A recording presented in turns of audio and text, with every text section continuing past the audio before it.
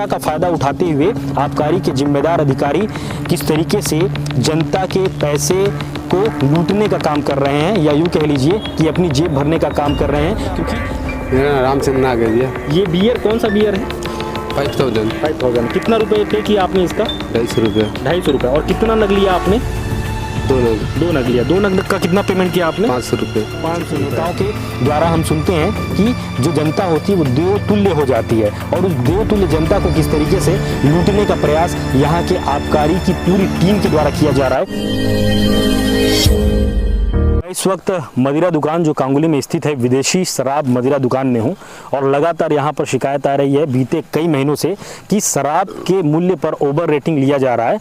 और बहुत से शराब तो ऐसे हैं जिस पर ना ही बैच नंबर लिखा हुआ है, ना ही MRP लिखा हुआ है, ना ही उसका मैन्युफैक्चर डेट लिखा हुआ है। तो ऐसे में सवाल उठ रहा है कि ये जो दारू यहाँ पर कांगुली स्थित विदेशी शराब दुकान में बिक रही है वो कहाँ से बिक रही है। मेरे पास ये एक बियर की बोतल है, और बियर की बोतल के साथ साथ आप देखेंगे कि यहाँ पर 210 MRP लिखा हुआ है, और ये कंपनी का नाम है प्रेसिडेंट 5000।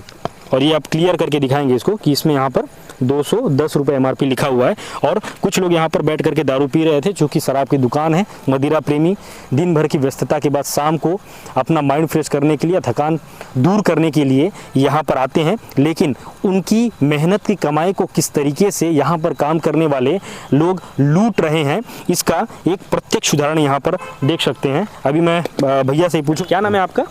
मेरा नाम रामचंद्र नाग है भैया। ये बियर कौन सा बियर है? 5000। कितना रुपए पे किया आपने इसका? 250 रुपये। 250 रुपये। और कितना नग लिया आपने? 2 नग। 2 नग लिया। 2 नग का कितना पेमेंट किया आपने? 500 रुपये। 500 रुपये आपने पेमेंट किया। आप लोग कितने लोग आए हैं यहाँ पे? 3 जन। 3 जन आए हैं। और तो यहाँ पे बैठ के पी रहे थे आप? जी। कौन सी दुकान से लिया आपने?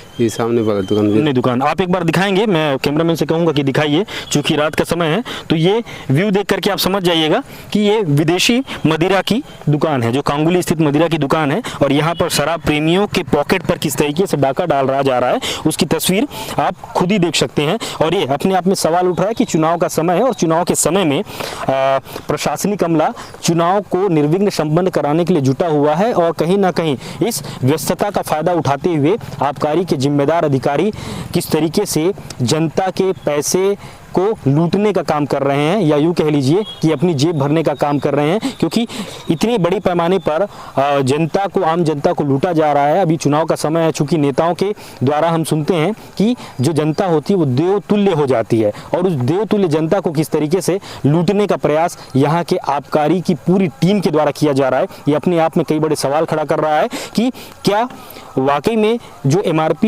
रेट है, क्या उस MRP रेट पर आम जनता को शराब नहीं दिया जाना चाहिए? क्या ये जो ओवर रेट लिया जा रहा है उसमें किसका किसका हिस्सा है? ऐसे में तो सवाल और भी गहराता जा रहा है कि जिम्मेदारों को इसकी जानकारी है, बावजूद इसके भी ओवर रेट का खेल अंधाधुंध चल रहा है।